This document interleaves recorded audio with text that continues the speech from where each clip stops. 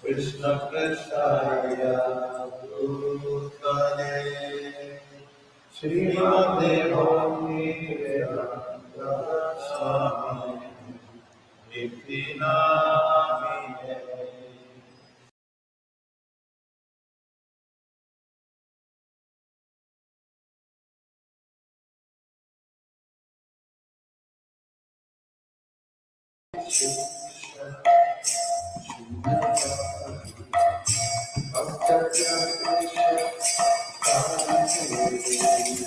Namaste Saraswati Devi Gaurvani Pachari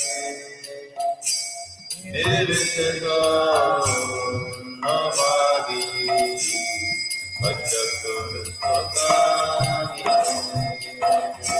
Namaste Saraswati Devi Gaurvani Pachari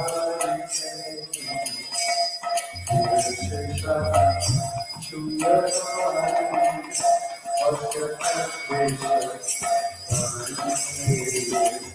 Namaste Saraswati Devi Gaurvani Pachari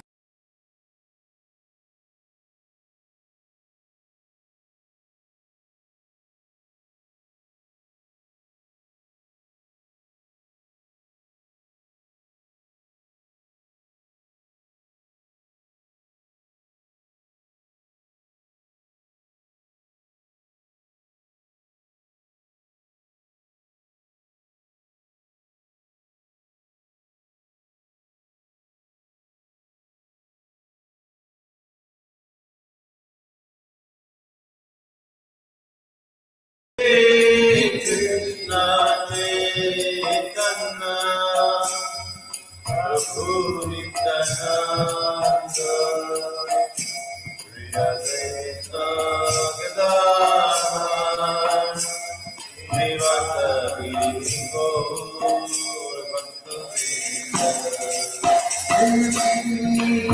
Krishna Chaitanya Prabhu Nityananda Shri Advaita Gadadhar Srivasadi Jaya Shri Krishna Chaitanya Prabhu Nityananda Shri Advaita Gadadhar Srivasadi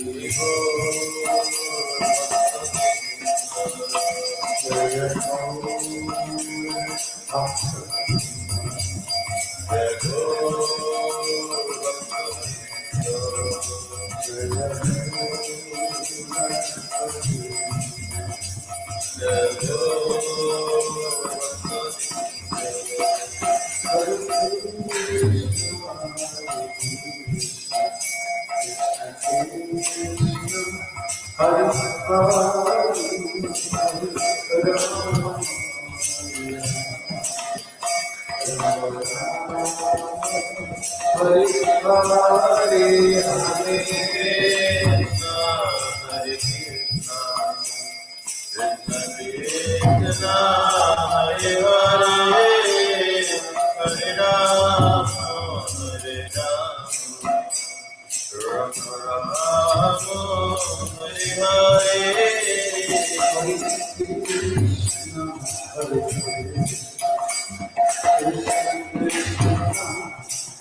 Hare Hare Rama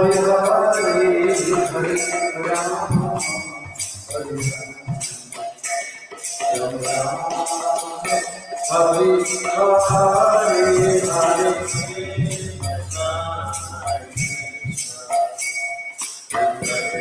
Krishna Hare Hare Hare Rama Hare Rama Hare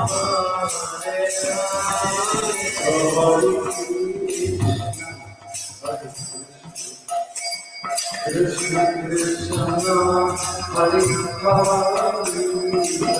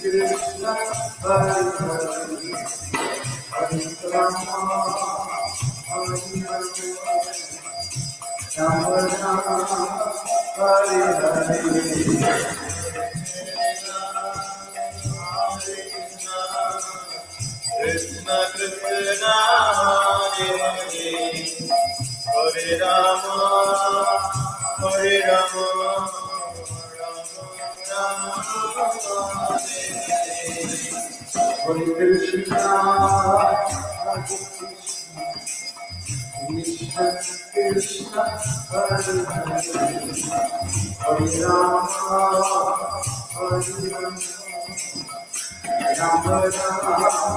Hare Rama Rama Rama Hare Krishna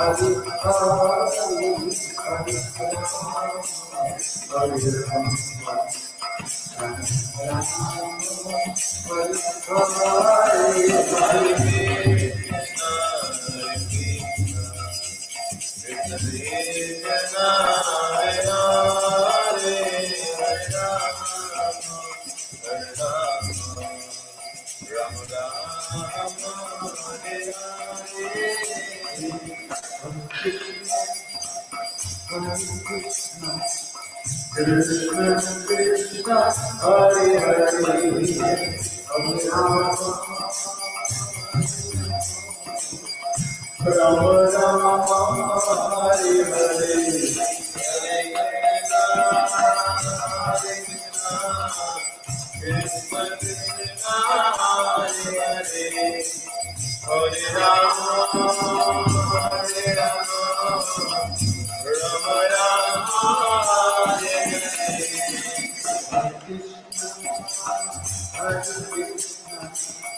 Krishna Krishna Hare Hare Hare Rama Hare Rama Rama Hare Krishna Hare Hare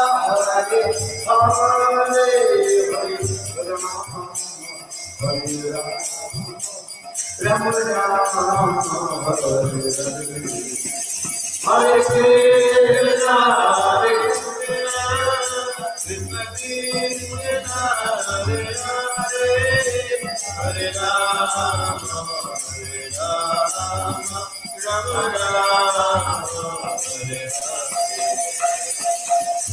Hare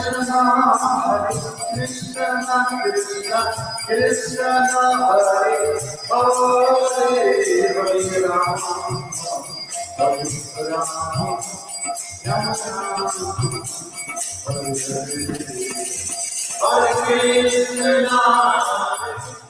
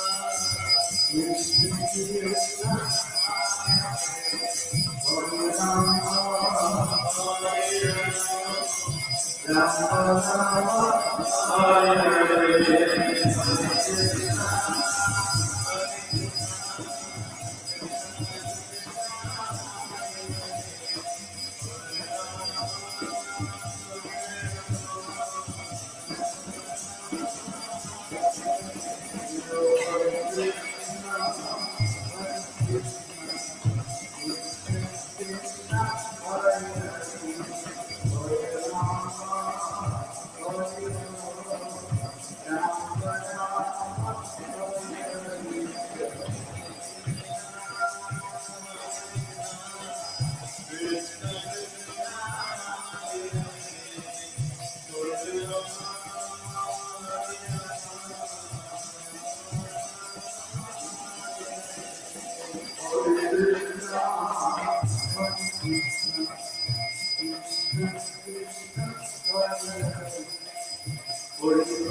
Hare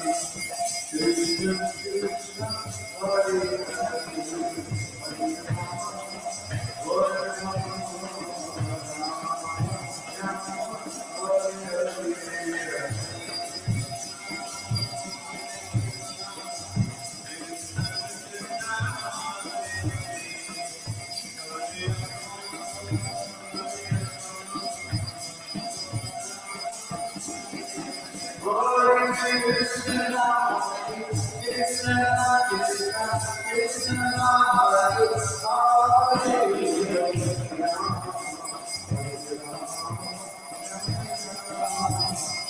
Ram Ram Ram Hare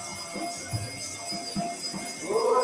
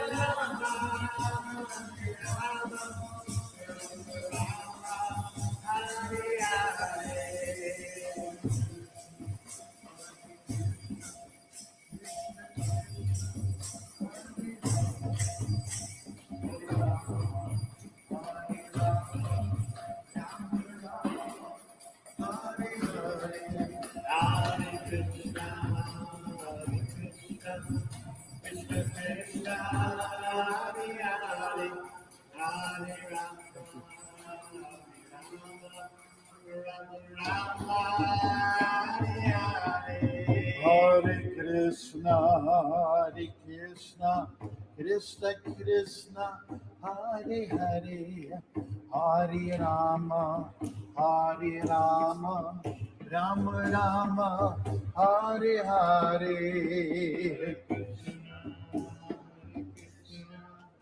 Krishna Krishna, Hare Rama, Hare Rama, Hare Krishna, Krishna Krishna, Hare Hare, Hare Rama, Rama Rama, Hare Hare.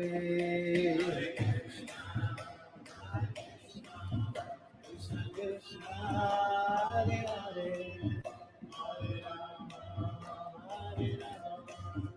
Rama Rama, Hare Hare.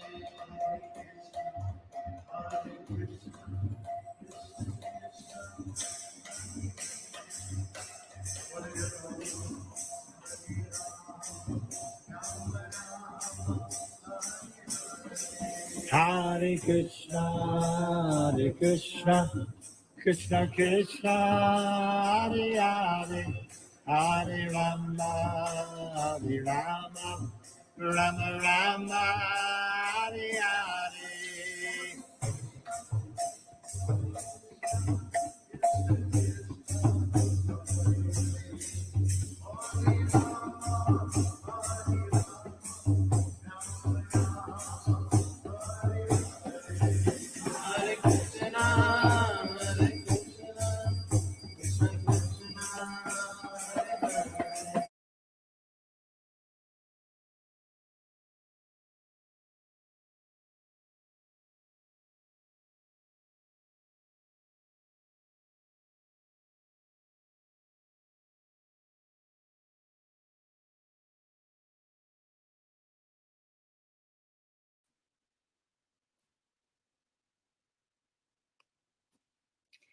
Hare Krishna and welcome to our wonderful virtual Balaram's Appearance Day celebrations for today. So you've just joined us. We just had an arti or a live arti of our temple deities, Shri Shri Radhakirshna Gopinath, Shri Jagannath Baldev Subhadra Maharani, and Shri Shri Gauranitai, led by a wonderful kirtan by His Holiness Bhakti Mark Swami, as well as many of our resident devotees. So again, if you've just joined in, we're just about to get started with our program today. Again, we're celebrating the appearance day of Lord Balaram, who is none other than the elder brother of Lord Krishna, and actually starts off the many, many festivities of August. And there's more to come during this month, even though we are all going through this global pandemic, we are still bringing lots of many great programs, especially for these wonderful festivities this month. This past weekend, which is the last 2 days, we had a wonderful morning program by such stalwart devotees in our movement, including His Holiness Jayapataka Swami on Saturday, as well as yesterday on Sunday morning, we had the chance to hear from His Holiness Bhakti Purushottam Swami. So it has been quite a few festive days for Lord Balaram, and we're going to continue on with today's celebration. We are going to be actually hearing from His Holiness Bhakti Mark Swami, our resident monk or resident Swami, so we can introduce him now as well. Bhakti Mark Swami doesn't really require too much introduction here in Toronto, but for those who are listening and joining in from across the world, Bhakti Mark Swami is resides here in Toronto and is probably, I guess, a bit trapped right now in Toronto as traveling is not allowed during this time. But Bhakti Mark Swami is known for his walking. He's known as the walking monk, as well as his many dramatic performances as well. He's traveled across Canada by foot, not once, not twice, not 3 times, 4 times, I believe, and as well as many other countries as well. So we're very fortunate to have His Holiness Bhakti Mark Swami speak today about the glories of Lord Balaram and to start off these wonderful festivities of August. After the class, which will be ending in about an hour or so, we'll continue on with more announcements about the remaining festivals, including Sri Krishna Janmashtami, which is just coming up next week, next Tuesday. So we'll have more details about those festivals as well. And with that, we'd like to introduce His Holiness Bhakti Mark Swami, who will lead us in a wonderful class about Lord Balaram. Hare Krishna Maharaj. Hare Krishna, thank you very much, Rukmini. And I would like to try to qualify myself as the swimming monk these days, because we've been going to Cherry Beach and also the Sandbanks Provincial Park to take advantage of the great waters that are surrounding our beautiful province known as Ontario. So today we are celebrating Balaram's appearance, his birth. I have with me it's to my left, it's to your right, I guess, an image of Balram. It's a very beautiful brass deity. And I would also like to just open up by glorifying him through one of the shlokas or mantras that has been written, composed by Jayadev Goswami, one great Vaishnava or Bhakti Yoga, Bhakti Yogi in our tradition. Here it is, and I'll give you the translation. Bahasi Vapisi Vishade Vasanam Jaladhama Halahati Piti Milita Yamanava Keshavadrita Haladara Rupa Jaya Jagadish Hari. Translation to this. O Keshava, O Lord of the universe, O Lord Hari, who have assumed the form of the plow-wielding Balaram, all glories to you. On your brilliant white body, you wear garments colored like a fresh rain cloud, the same color as the river Yamuna, whom you frighten with the blows of your plowshare. Hare Krishna. So I'd like to open up in my discussion about that particular pastime, that Leela of the Lord. Balaram, as was mentioned by Rukmini Devidasi, is the elder brother of Krishna, a year and a few days older than the Supreme Lord Sri Krishna. Balaram is also supreme. I was raised Catholic. We were told about the Trinity. There's 3 in 1. God the Father, God the Son, and God the Holy Spirit. In this case, we have God the brother and God the brother. That's one way to put it. Okay, so my first visit to India was in 1978. And I came in the month of February. I traveled to Mayapur and to Vrindavan, first of all to Vrindavan, the holy land of Krishna. And I was making my visits. We had formally arranged pilgrimages by different experts in the field. And so we went to Madan Mohan Temple, as high as we could in elevation. And we could look down at a distance at the Yamuna River from that spot. And you could see the Yamuna.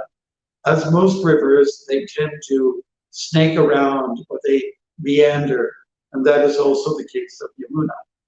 Also, what was interesting, our guide, our tour guide, was saying, see some of those creeks? See some of those, what we call sometimes tributaries, I guess? They have something to do with Balram. And so the pastime to do with these details are as follows, very simple. One day, Balram wanted to enjoy the waters of the Yamuna. He wanted a refreshing experience. And so he demanded for the Yamuna to come to him. He was not in the mood for he himself to make his way to the river. So if with his demand or with his command, maybe it's a better word, he raised his voice, became quite angered to the fact that there was no movement on the part of the Yamuna. And so he then decided to take up his plowshare, which is used like a weapon. He held it up in the air and he threatened the Yamuna. The Yamuna was not, even at this point, interested, despite the threats and challenges of Balram, to come towards him. So he took that plowshare and he stretched his arm out to the point where he dug, let's say, gorges, or let's say he scratched into the ground, which is relatively flat topography there, and he made these scratches on the ground. So these are supposed to be the creeks that we see. This is his mark that he's left for us to remember him by. Balram does have a tendency sometimes to get a little bit feisty, and he does show the divine temperament. I guess that's the best way I can say that. His personality is a little different from his brothers, that is Krishna, whereas Krishna tends to be a little bit cool, calm, and collected. Balram would sometimes get a little bit feisty and a little easily upset and unnerved about things. So this is one instance that we just mentioned where he can be a little bit angered. Generally speaking, he was, as a young child, along with Krishna, sharing in the childhood pastimes.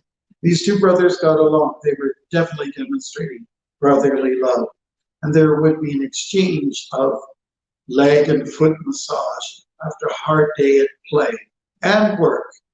Let us bear in mind that Krishna and Balram, as part of their Leela, they herded the cows, well, particularly the small cows, that's what people say sometimes, actual calves, the offspring of the cows that were fathered by the bulls.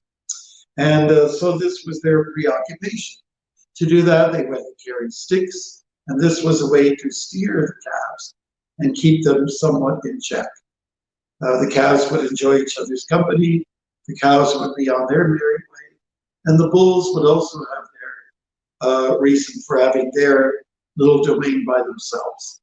If anybody's lived on a farm like I have, you can understand the dynamics behind why there needs to be separation of the animals. There's different reasons.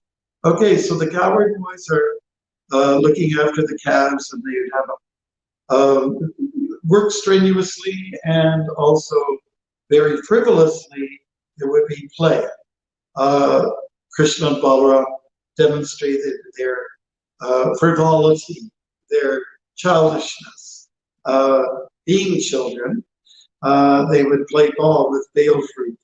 They would imitate the animals, frogs, peacocks, jump into trees, jump into the water after the frogs, and so on. Also imitate the monkeys and make interesting noises. And they would just go on an adventure. It was real childhood life, unlike today's childhood, where everyone's with a device in some square room in a building.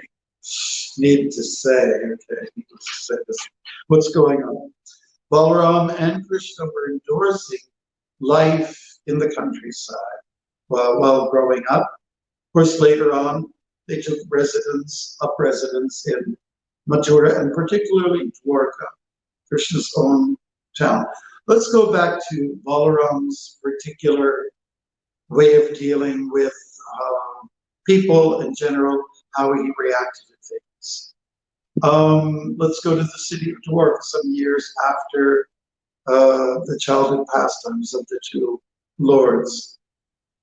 It was time for Krishna and Balram's sister to be wed. So what was arranged for their sister, Subhadra, was that she would be married to Duryodhana. Anybody who knows the character of Duryodhana would say, I'm not sure if that's a good match. I'm, thinking, speculating that there might be trouble ahead. So, but Balram had this partiality towards Duryodhana. Balram was known not only to wield a plow, but also to wield a weapon with a club. And he was the guru, the martial arts guru, along with Duryodhana. They fought together. Balram was teaching. And so in this way, there was a bond between these two personalities. So Krishna did not like the idea of Subhadra being married to Duryodhana. It was a little bit like the marriage that was arranged for Rukmini.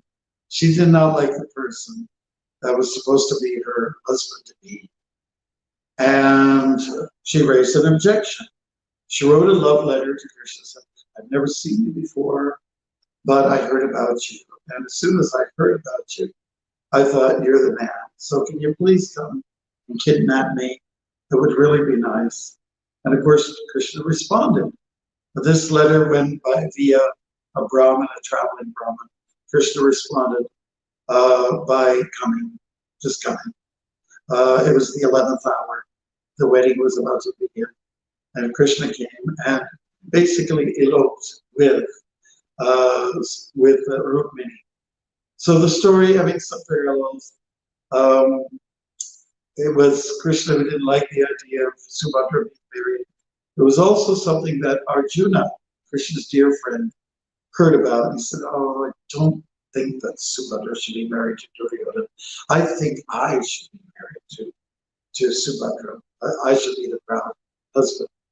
So Arjuna made the trip to Dwarka, and he disguised himself. He dressed himself into the attire of a sannyasi in robes, a simple cloth, unsewn, unlike what we have today. Okay, and he must have been great at makeup because he fooled everybody. He fooled Krishna in the beginning. He fooled Subhadra in the beginning. And when he laid eyes on her, he was very passionate about her. And she also was very attracted to him. It was totally, well, I guess you could say reciprocity, reciprocation, mutual. And so it was Arjuna who spent some time under a tree meditating. And this way he could keep an eye on her, on Subhadra, outside the royal palace and see her from now and then. She would also exchange sidelong glances towards him. And in this way, they kept up some kind of communication. But knowing that Balram was not for any other arrangements other than Duryodhana being the bridegroom, they were shy to say anything. Balram did meet the sannyasi. He said, here's a nice man. Seems to be a little bit strong looking for a Brahmin. I mean, Brahmins or sannyasis, not always, they might be a little on the thin side. if they're well fed, they might have a big muscle here in the midrib area. But so Balram was just very attracted to this young sannyasi. Said, "Why don't you come over for dinner? I'll treat you for a dinner." And Arjuna put up a good facade, and it just so happened that during the wedding, after some period, weeks, Subhadra and Krishna and Arjuna having this sort of triangle understanding, because Krishna even understood, oh, this is Arjuna. All right, okay. I like the arrangement. I think it would be a good match. Okay. So Arjuna, like many Kshatriyas do at weddings, they steal their bride, and oftentimes the bride would indicate, yeah, okay, take me. And that's the case here. When this news arrived to Balram's ears, he was super upset. He was really, really upset by this. But Krishna came along and begged Balram to understand, listen, I think it's really much better arrangement. So the haughty, or the very enraged Balram's emotions became subdued, and everything was basically smoothed out. Balram kind of turned around and he flipped and said, okay, yeah, I think it's a fairly good arrangement. So Balram then offered to give in charity, donated many nice things to the young new wedded couple. Okay. So Balram and Krishna, they are one but different, as we pointed out earlier on. The Nectar of Devotion describes Krishna and Balram to be, there's not much difference between the two. Maybe in color, Krishna is extremely dark, Balram is extremely light in color. I know that when yesterday when I was outside at the sandbanks, there was lots of clouds in the sky, and they were very dark ones. That means they're heavy with moisture, and they're very light ones. And oftentimes Balram's complexion or his hue is compared to white clouds, sometimes autumn clouds. And sometimes there's this incredible blue hue we see in the sky, threatening of rain is coming your way, and that color should remind us of Krishna. We should always be thinking of Balram and Krishna through the elements, if it's possible. Another way to remember Balram is through chanting mantras. There's no greater mantra to do this by than what we call the Maha Mantra, the great mantra for deliverance. So when we say Hare, it refers to Radha. When we refer to Krishna, it means Krishna. When we refer to Rama, it refers to Balarama. Okay, so especially for those who are strict Krishna followers, there's a preference to Rama. Of course, some Goswamis, some of our acharyas will say, Rama can also refer to the pleasure of Krishna, which is repeating Radha's name again. Someone had asked Prabhupada, but which is it? You know, does Rama refer to Rama as in Ramachandra?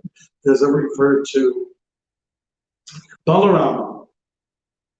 And Prabhupada made a remark and said, well, there is no real difference. They're all one. They're all the supreme absolute. So we don't have to make any distinction. It's all good. In that sense, it's all one. Balaram refers to Bala is in reference to his strength. Balaram is known to hold, with the assistance of his expansion of nagas, that is serpentine hoods that hold up the entire cosmos. And that relates to the fact that he has this physical but divine strength to be able to, he's a great weightlifter, let's put it that way. And we see sometimes pictures of Atlas, one of the Greek gods, and he holds up the earth and he does it strenuously. Compare that to our Vedic god, that is Balram, he holds up all that is in this world with the greater cities. There's no problem for him. In fact, sometimes Balaram's strength is compared to a Herculean strength. Hercules is another one of the gods, Vedic, the Greek gods, who illustrates incredible, brute strength and admirably. And now we know that the cultures, the Vedic culture of India, and also the Greek culture, there's much evidence to prove that these two communities did come together. And the pundits of those two backgrounds also would share their realization. When someone asked Prabhupada about these Greek personalities like Plato, Pythagoras, Socrates, and so on, he said they are pundits. They were pundits who were very introspective. So there was something to their quality, to their nature, their demeanor. So Balaram, anyways, is given this quality of being very, very strong. And when we say Bala, it also refers to spiritual strength. Everybody likes to be strong.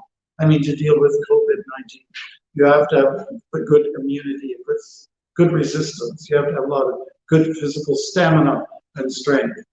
That Balaram has. Nothing can bring him down to his knees. And so this is a demonstration. Balram also illustrates incredible spiritual strength. He's also known as the Adi Guru.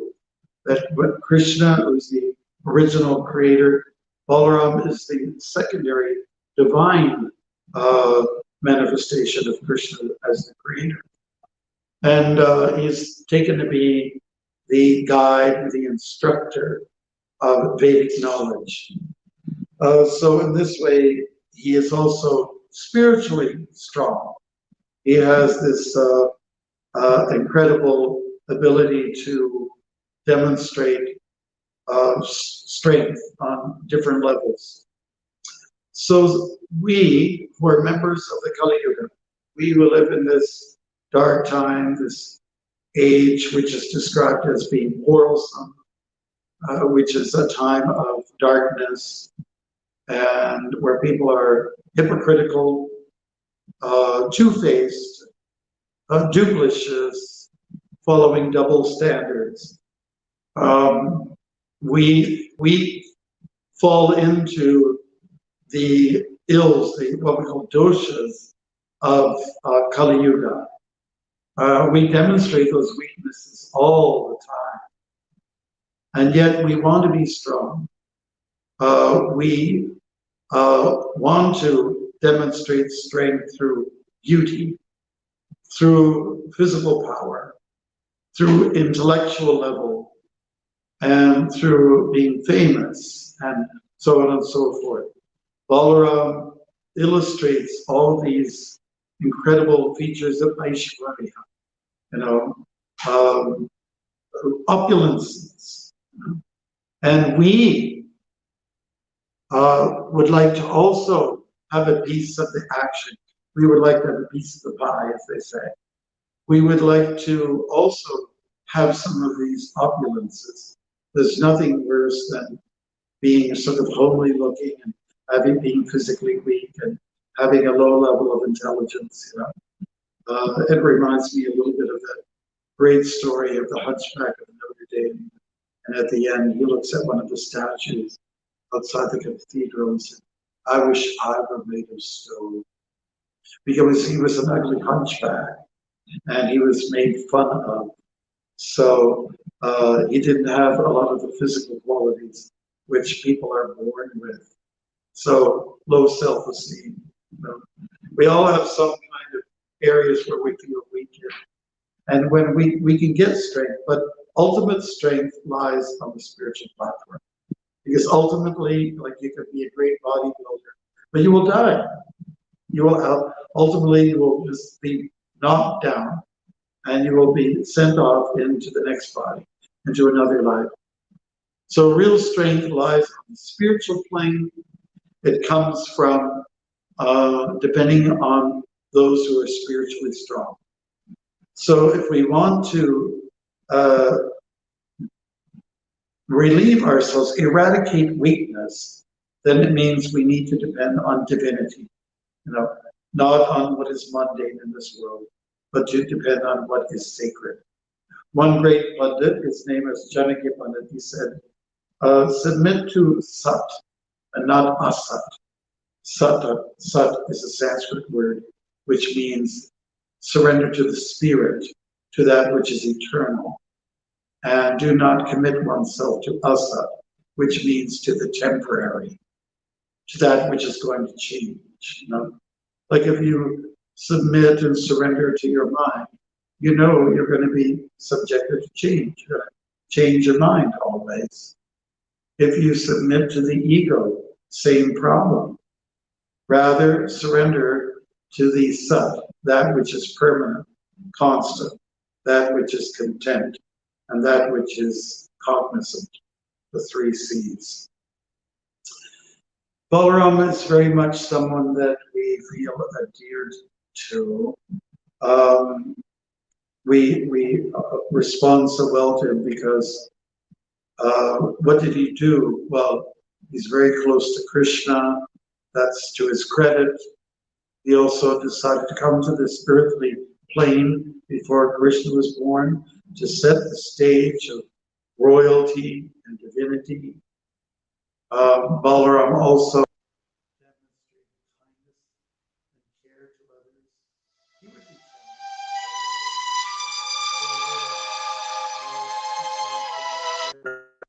Balram was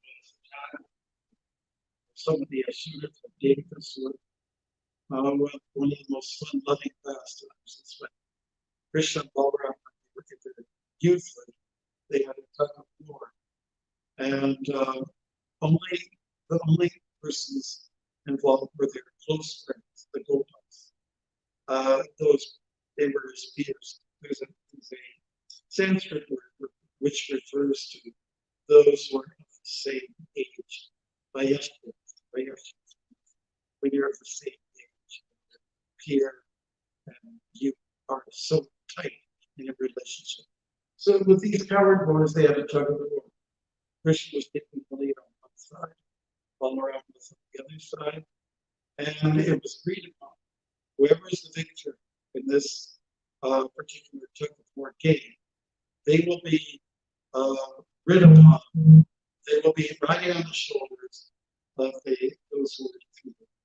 So, in the meantime, what happened was that this Asura by the name of Pralamba, and Pralamba had disguised himself by his will. He could take on any form. He decided to take the form of a young boy, a cowherd.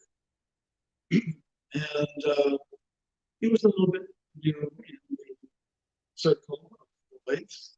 You can say a new kid on the block. And but he participated. Pralamba took the side of Krishna.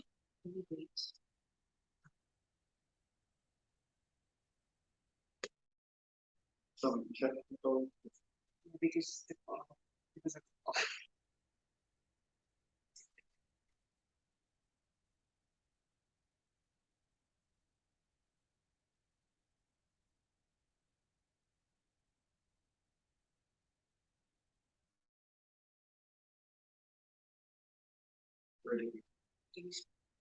Okay, technical challenge. Okay, so Balram and Krishna were taking the lead on the tug of war, and it just so happened that Krishna, on his side, they lost. Strength was on the side of Balram.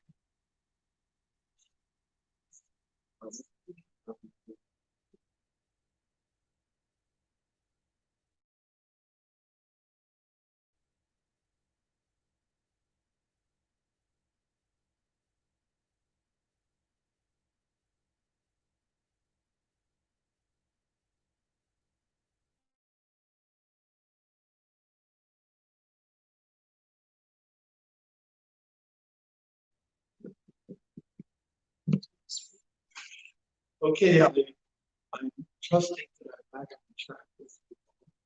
Is that correct? So,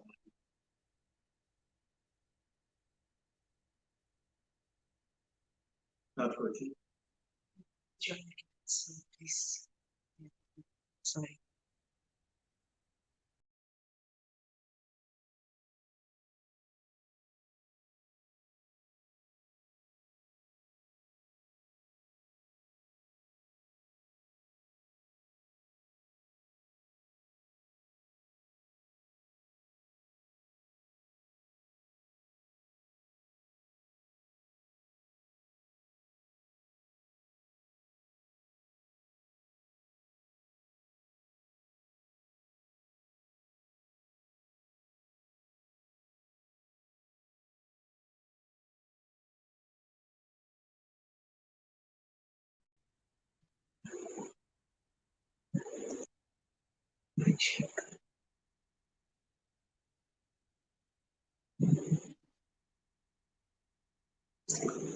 Okay, we're back on track as far as I understand. So Krishna and Balaram had this tug of war when they were young, and we had Krishna and his mates, and then we had Balaram the other side. It just so happened that in the tug of war, Balaram, who's the strongest, he won in the game. He was the victor, along with his buddies, and Krishna lost. So the obligation was on the side of Krishna to take on the shoulders those who had won the game. So it just so happened that Pralamba, who was an antagonist in disguise, took upon his shoulders Balaram. So they were moving along, playing that fun game of being on the shoulders of another kid, and whatever joy that brings, we can imagine. It just so happened that Pralambasur was slowly moving away from the circle of friends. He moved in a direction and started to run, pick up speed, and went in a direction away from all the boys. He was definitely up to something. And Balram, he smelled a rotten fish, as you can say, a dirty rat under him. And he figured something's not right here. So he felt now suddenly he was growing in size. The person under him was becoming like a giant. And Balaram realized that, oh, this little coward boy, he's not really a coward boy. He has manifested his true image. And he's coming across as, dark in complexion, having this coppery red hair, and looking very defiant, and with claws and jaws, everything like that, everything that could be hideous and intimidating. And Balaram decided, the way he is, no worries. Okay. So he just, because he's strong, he clobbered onto the head of Pralambasur, which was just under him. And that blow, that strike was fatal, to the point where it just basically killed Pralamba. Immediately, I know we're past the fists, but it's one of those bloody stories where the blood does come oozing out. And you can say that there was some beauty to the sight. Pralambasur looked like a volcano with a red hot lava coming out and sort of dripping down on the sides of his body. The last time I went to Hawaii, I went to the main island, or the big island, they say, and there you can see at nighttime, it's a big tourist attraction, a volcano, which does show some, red hot, juicy stuff. And then during the day, you have these events, steam vent, I forget what they call it, some kind of events. So it's a big, big tourist attraction, biggest of all, more than even the beach. So anyways, it's something to be on, let's say, have reverence towards. In native culture in the Hawaiian Islands, they actually honor a goddess, the lava goddess. And she's, because she's got this tongue coming out, she's got this red hair, and she's looking very spooky, I guess you could say. So Balram had finished off this great antagonist once again, and he's done that before with Dhenukasur. Dhenukasur was another one of those antagonists. The story goes like this: the Gopas, the cowherd boys, they were looking to eat some really nice fruit that was found in one of the 12 forests of Vrindavan. The fruit was particularly sweet, and everyone was talking about it. The problem was there was an infiltration of, for lack of a better word, acids, kind of a donkey, and they were formidable. They were also having incredible strength. And so Balram decided, at the beck and call of the cowherd boy, we'd really like to go and eat there. Balram tested the field, the ground, you can say. And he went to one of these trees, which bore beautiful fruit, and he took a jerk. He jerked one of the branches, and that jerk alerted Dhenukasur. And Dhenukasur came up. He was woken from his slumber, his nap, and he came to search out, who is this person that's treading my field? Who is the trespasser? Okay. So he came and he saw Balram and Krishna, and he started to charge. He had lots of friends, cohorts. They did the same. And I must tell you, I will never forget this, to do with the story. Our dear Srila Prabhupada once demonstrated to our god sister Yamuna Devi how Krishna and Balram dealt with the ass demons. Krishna and Balram are powerful, as we had positioned before. So the boys would move fast. They would get the hind legs of Dhenukasur and his friends, his buddies, and they would reel it around like this, toss them off into the air. So Yamuna Devi was showing me and a few other devotees how Prabhupada illustrated this. You know, he was giving a little theater arts lesson, workshop. So Prabhupada did this, swirled them around and let them off into different directions to land on trees. And actually, there was a bit of deforestation dynamics that happened because of that. But anyways, this was another time when Balram took a strong stand. Another area where Balram must be recognized is his ability to do a lot of walking. Balram, as we mentioned earlier, had an affinity towards Duryodhana. So when the battle of Kurukshetra was about to set itself up, when all the Pandavas and Kauravas were poised, ready to take up action, or let's say, when arrangements were being made, Balram had decided beforehand, I'm not going to participate in this war. It is a conflict of interests. Duryodhana is dear to me. And of course, we know Bhishma was on the side of the Kauravas, as well as Drona. And these are respectable men. And Balram just didn't have a heart to be involved in this war. So he decided to be absent.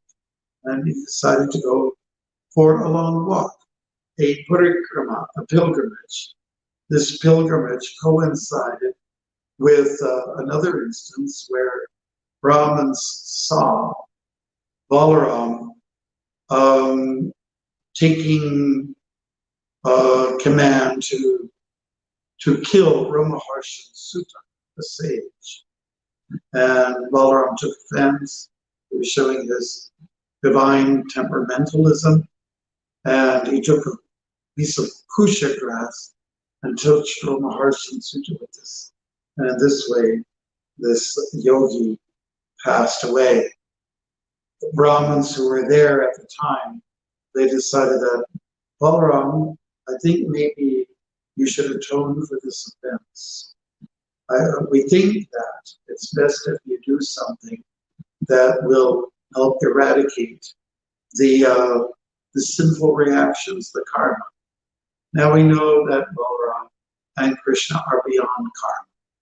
But as part of the play, as part of the pastime, the Leela of the Lord, in this case, their lordships, Krishna and Balram, it was decided that Balram would atone for the sins by going for a long walk, and going to all the sacred places of pilgrimage, going to all the mandirs, all the temples, and where sacred ceremonies were held, and so on and so forth. So Balram went on that long walk. He's a great walking hero, just like Vamana is, and other people like Vidura as well. They went for long, contemplative, introspective walks, and it was to cleanse themselves. So Balram, even though it wasn't necessary, went through the process in any event, and he was just playing along with the Leela. So he was also endorsing the walking culture, and doing this, going solo, and of course you're never by yourself. There's also a presence of Paramatma, God in your heart, and in this case, he is God. So no problem for him. So during this very unique time of the pandemic situation, we would recommend that you take some time to become acquainted with the Leela of the Lord. The Leela of the Lord. That means try to understand God's activities, which are divine. Janma karma chame devyam evam yo viditattvaha. So the birth or the appearance of the Lord and the activities of the Lord are divine. Being that it's Balram's appearance day, he who was born in the womb of Devaki, transferred to the womb of Rohini, a co-wife, or another queen of Vasudeva, ended up having beautiful pastimes. And he took a major role in Krishna's coming into this world as well. So we can take strength. And so I advise you during this time, you have some time to read, to breeze over the beautiful pastimes of Balram and Krishna, of course. They go hand in hand. And also I'd like to take the opportunity to ask all of you, great devotees, followers of Balram, Krishna, and Subhadra, big fans of the Rath Yatra, to take some opportunity to, while we're, let's say, not able to come to the temple, to take some time amongst yourselves, quality time. Because the way to get to Balram, the way to get to Krishna, is to communicate and associate and connect with those who are dear to Krishna and Balram. So what I'm getting at is to, while we're in this time of the summer, go for those picnics, go for going to the beach, go for doing some games in the water, chill out, and step a little bit outside of what we might say regular devotional formalities, and get to know one another better. I think that's a basic, let's say, quality of Balram. He was a very good social interactive person. He was really into family. He was really into friends. And he always, from his heart, would show how it is important to build up relationships. So isn't it nice to know that God has a brother, God has a sister, and that's what's beautiful about this Rath Yatra celebration, where we have a strong presence of Balram. So we are at a point where we can go for some quick questions, if you are so inclined to do so. And let us make another remark. God is black, God is white, God is gold brown, God is, it comes in so many different configurations and colors and hues. So there's no limit to how God is. And so we can feel the great honor of being part of this culture that appreciates and embraces God in so many different ways and shapes and forms. Yes. Hare Krishna. Thank you. Hi, Krishna Maharaj. Thank you. That was such a wonderful point to end your wonderful class. It was full of humor, such great pastimes, and a really great chance to learn about Lord Balaram's external qualities, but also his internal qualities as well, that we can try to imbibe as well. So thank you, Maharaj. So far in our comments, we had many thanks for the class today and wishes of Balram Jayanti to everyone. So thank you for all our viewers. We did have a couple of questions that I have here. This question is from Ashreya Prabhu, and he's speaking about particularly the pastimes that, sometimes when we hear these pastimes, we or even just the general public can misunderstand them and think of them that, if they're able to do it, meaning Krishna, Balaram, and all the associates are able to do it, then we're just like them. And the example that's given here is that, in some situations where Lord Balaram or Srimati Radharani portray anger, how do we understand that anger? Is it something that's the same as how we express anger in this material world, or is it different? Thank you. There would be some difference. Srila Prabhupada talks about the gopis in the divine world, in the spiritual world, and how they are sometimes competitive. And we have Radharani on one hand, and she has her followers.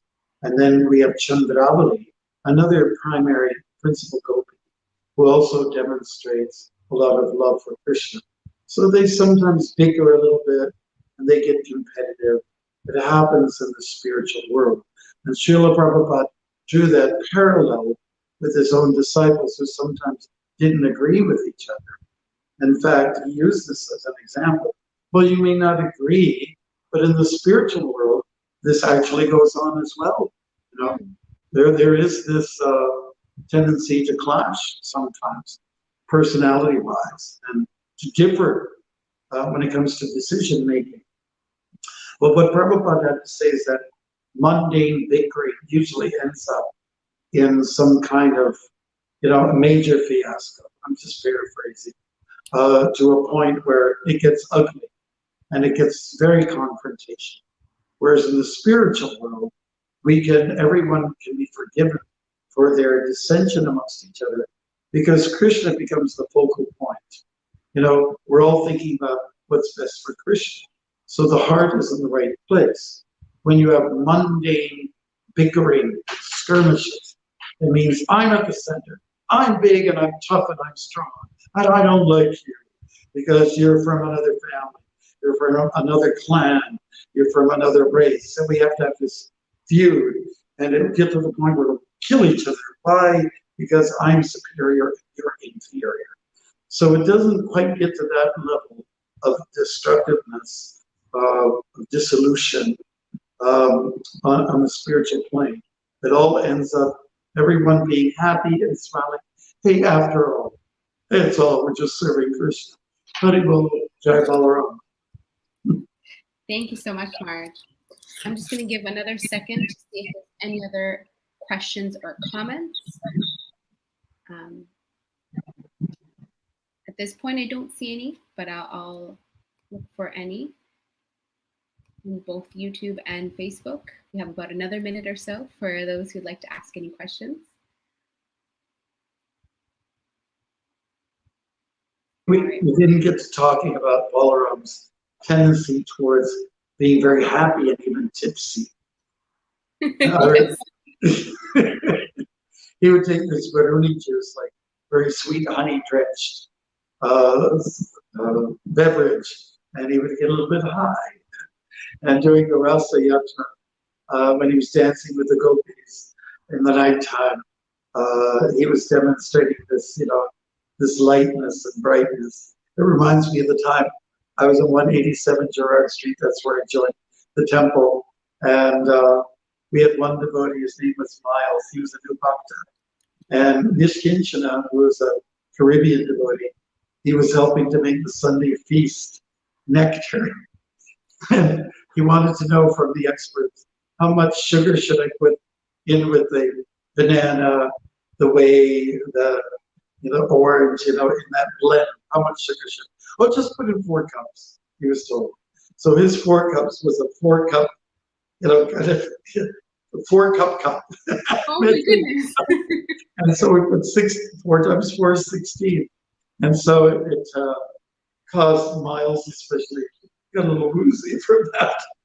And I remember he was lying across in the basement of the temple there. He was lying across on top of the washer and dryer, just feeling a little bit high. Well, so we were remarking, we were saying, oh, that's the Balram factor. Well, seeing that many of us haven't attended a Sunday feast in a while, I think we'd really enjoy such a treat of a 16 cup of sugar drink at the Sunday feast.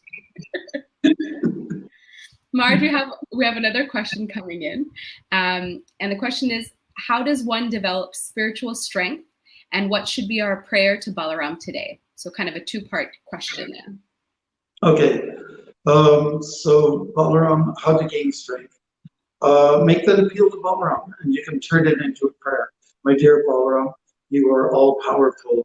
If you so wish, allow me to be strong too on the spiritual plane, and to be strong enough to be able to help others. When we're physically weak, we depend on others, but you're in a better position to be strong so that you can be of service to others. So dear Balram, my dear Lord Balram, allow me to have the strength to take care of other people in need, and also to be able to serve you better. Thank you for that. We're all weak because we're members of the Kali Yuga, right? We are all weakened by our desires, by our kam, krodh, lobha, by our lust and anger and greed. To help overcome that, we must take shelter of what is truly divine. Dayaviye shagunamayi, mama maya duradeya, mam eviye prapajanti, mayam etam tarajite. We all have to admit, overcoming Maya temptations is very difficult, but we take shelter of He who is beyond temptations and physical, ephemeral, or mundane desires, then I will become strong too. So take shelter of the Supreme. And on this day, we especially give attention to Balram. He is a cool dude, I must say. I think many would feel the same way. Thank you again, Marge, for leading us in this wonderful class about Lord Balram, including some personal experiences with Srila Prabhupada and personal experiences in the previous temple on Gerrard Street. So it was a great treat. And we thank you again so much, Marge, for leading us in this wonderful class. All right. Thank you. Hare Krishna. Hare Krishna.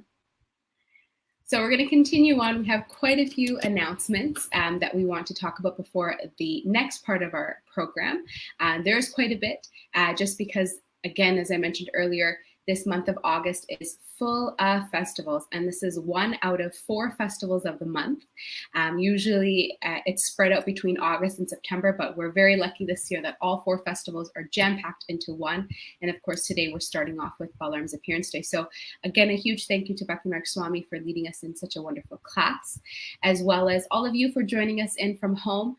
Usually when we're celebrating at the temple, we all get dressed in our finest attire, usually blue attire. So hopefully you are doing the same at home too, dressed up in blue, celebrating Lord Balram.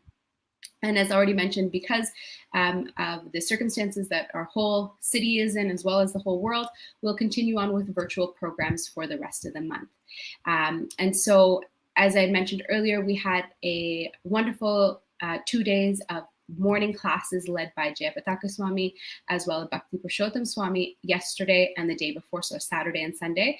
And that'll continue this coming weekend as well to celebrate Sri Krishna Janmashtami, which is, of course, usually our biggest festival within the temple outside of our Rath Yatra celebrations. So we are bringing still the mood of Janmashtami virtually at home.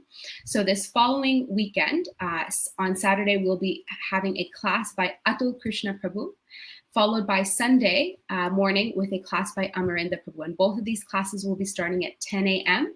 And you can watch virtually through our Facebook page and YouTube page, which you're probably doing right now. And of course, if you don't get a chance to at that time to listen live, all of our classes are recorded and are kept permanently both on our YouTube page and our Facebook page. So of course it's best to listen in live, but if you can't, we always have them recorded and you can enjoy them afterwards as well. So again, that's this weekend in preparations for the Janmashtami celebrations, which would be, I guess, the 8th and the 9th this weekend. And so stay tuned for that. So again, that's at 10 o'clock in the morning. We also will be having several other seminars this weekend as well. So on Saturday, on August 8th at 3 p.m., we'll be having our monthly educational programs or educational seminars. And that will be facilitated by Ananda Gauranga Prabhu. And on Sunday, we'll continue on with our regular Sunday program at 5 p.m. And this Sunday, we actually have a special presentation. The GBC and our Deity Ministry, sorry, I kind of blanked out there, the North American Deity Ministry as well. They've had a chance to come up with some documents as well as some presentations that will help all of you celebrate Janmashtami at home. So usually at our temple, when we have our huge, large Janmashtami celebrations, we are able to see the deities have a bathing ceremony, which is called Abhishek, as well as other several opportunities. But of course, since we're not able to do that in the temple this year, the Deity Ministry is coming out with a wonderful presentation about how you can actually celebrate and worship the deities, your own deities at home. So there'll be a seminar about how to do deity worship at home for such festivals. So that'll be quite an informative as well as interactive class led by Jayananda Prabhu this Sunday, August 9th. So again, I went through quite a few classes there, but we'll have all that information on our Facebook and our website as well at torontokrishna.com. So just know that Saturday and Sunday, there are many classes and many seminars happening on both days. So please stay tuned for that. And this all culminates in the wonderful celebration on August 11th of Sri Krishna Janmashtami, the appearance day of Lord Krishna. And again, we won't be able to celebrate within our temple as we are maintaining social distancing as well as maintaining the safety of everyone involved. So our temple is closed for the next little bit, I would say for the next month or so. So that includes all these wonderful festivals that are happening this month. More information is again available on our website at torontokrishna.com. But for Sri Krishna Janmashtami, we'll be celebrating virtually as well. And we will be starting off the day at 7 a.m. with a wonderful class led by Dina Bandha Prabhu. If you've heard from him before, he has wonderful pastimes of Sri Vrindavan Dham. And the evening program will be starting at 6 p.m., which will include a virtual darshan of the deities at 12 a.m., the midnight darshan that we're so fond of here in Toronto. We'll still be able to see the deities, but virtually, and all these programs will be presented on our Facebook and YouTube channel. So again, I'm doing a bit of a review just to make sure you're all with me at this time. This following Saturday and Sunday, we have morning programs led by Atul Krishna Prabhu and Amarinda Prabhu at 10 a.m., followed on Saturday at 3 p.m. our educational seminar that happens every month, led by Ananda Gauranga Prabhu, and again, that's at 3 p.m. And Sunday, we have our weekly Sunday feast program, but a special treat by having Jayananda Prabhu from our North American Deity Ministry, showing us how we can do Abhishek and other deity worship at home, in lieu of the fact that we're not able to celebrate at the temple this year for Janmashtami. The festivities, I'm only halfway through. We have, following the next day on August 12th, which is next Wednesday, we have the appearance day of Srila Prabhupada, our founder Acharya, or otherwise known as Vyasa Puja. Usually in the temple, we celebrate by honoring Srila Prabhupada by an abhishek or a bathing ceremony. We get to hear many offerings of gratitude and thanks to Srila Prabhupada in the temple, followed by a sumptuous feast.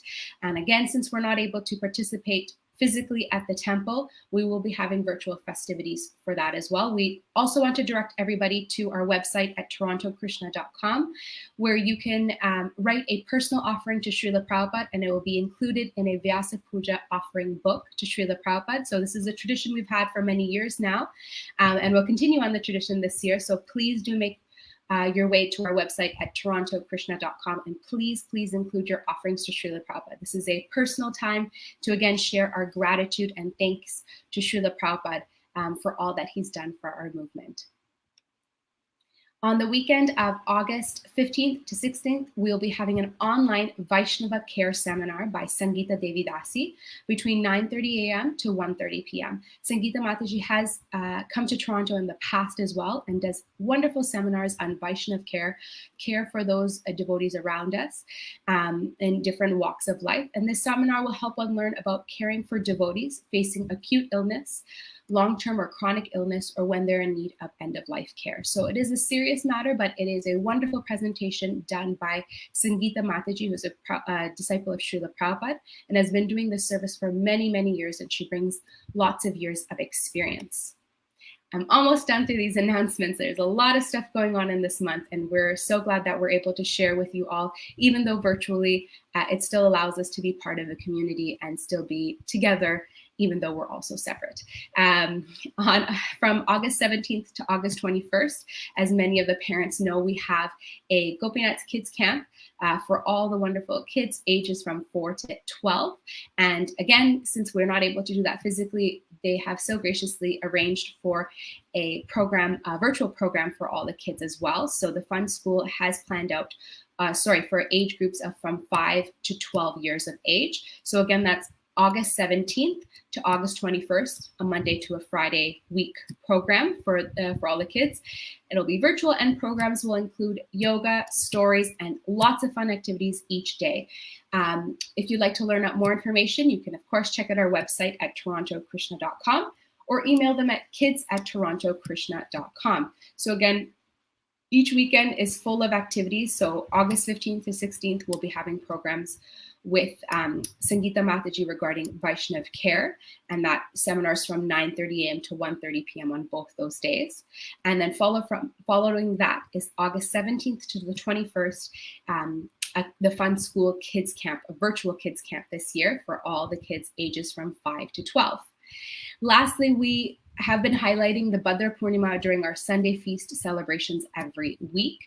And Bhadra Purnima is a great time when we're able to gift or offer, or if you don't have the Srimad Bhagavatam at home yourself, this is a great opportunity to partake in this, because during this auspicious month of Bhadra Purnima, it is said that when you offer someone the Srimad Bhagavatam or accept the Bhagavatam yourself, if you don't have one at home, it is very auspicious. And so we have many sets of Srimad Bhagavatam available in different languages. We have monthly payment solutions as well. So please look out for that during our Sunday feast celebrations every week. There's more information. And of course, if you'd like more information, that you know what I'm going to say, all that information is available on our website at torontokrishna.com. So follow this Facebook page as well as our YouTube channel to find out all the details of what's coming up next, because I did fly through many, many programs for this month. During this pandemic, even though we're not able to see each other physically, we do have the chance to participate virtually. And we're so glad that all of you have joined us virtually today and for the many festivities that are coming up in the next little while. And we hope you can participate and let other people know about these wonderful virtual presentations. But before we conclude for the day, I know I went again through a lot of announcements there. We have a short video of Balram Jayanti flower abhishek. So usually an abhishek is a bathing ceremony where different liquids such as water, honey, yogurt, ghee or clarified butter is used to bathe the deities.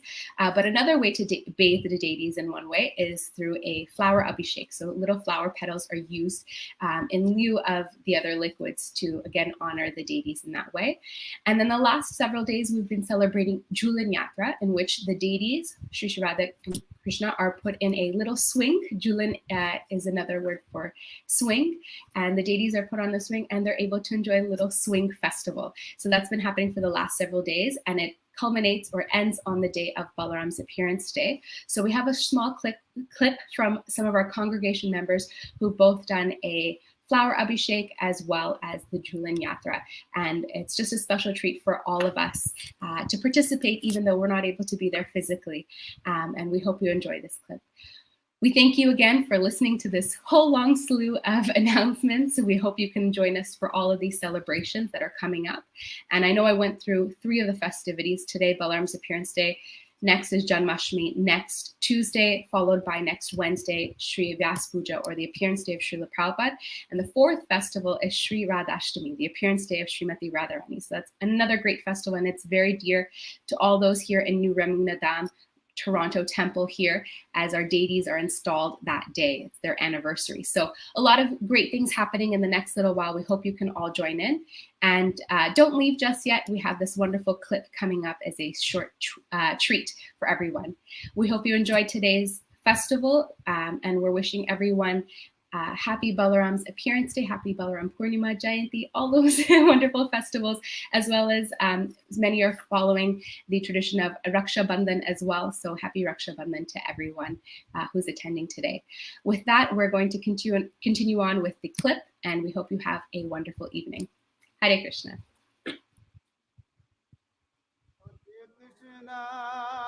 Hare Krishna.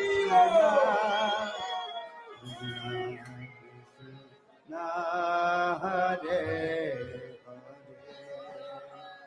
Hare Rama, Hare Rama, Rama Rama, Hare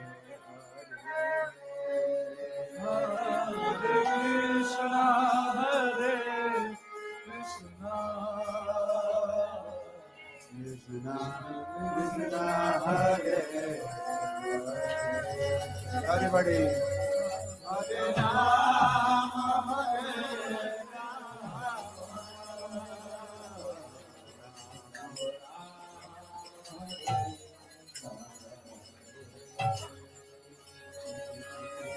Krishna, Hare Krishna, Krishna Hare Hare Ram, Hare Rama, Rama Hare Krishna,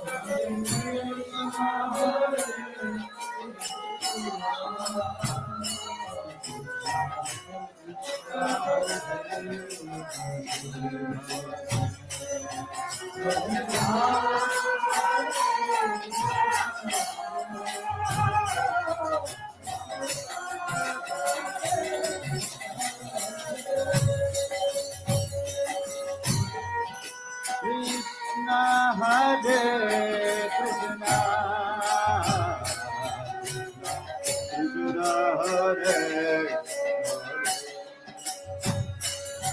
Hare Ram, Hare Rama,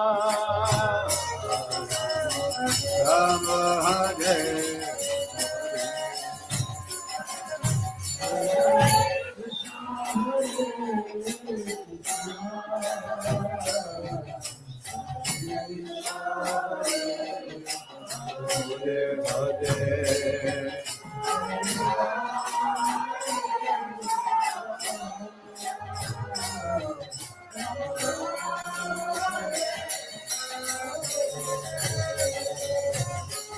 Krishna, Hare Krishna,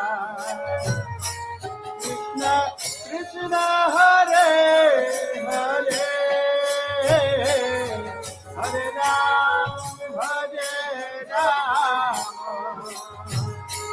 Rama